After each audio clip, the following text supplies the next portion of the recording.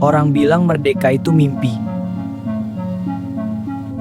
Kalau mimpi itu milik rakyat, kenapa kami disuruh bangun paksa?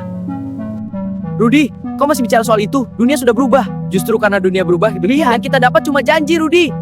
Kau tahu apa harga bicara seperti itu? Aku tahu harga diam, Ayah. Rakyat lelah diam. Aku pernah berjuang dan aku kehilangan kawan, tanah, dan kepercayaan. Dan aku tidak mau kehilangan masa depan hanya karena takut pada masa lalu. Kami tidak meminta perang, kami meminta kejujuran. Jika Aceh disebut bagian dari negara ini, Anak muda, apa arti merdeka? merdeka bukan bendera. Bagaimana kalau semua ini sia-sia? Kebenaran tidak pernah sia-sia. Yang sia-sia adalah hidup tanpa suara. Kalau kau jatuh, maka biar sejarah mencatat, pernah ada anak Aceh yang berdiri dan berkata jujur. Ibu tidak bisa menghentikanmu, tapi jangan lupakan siapa dirimu. Justru karena aku ingat siapa aku harus bicara. Aceh tidak terkikis, Aceh tidak bohong.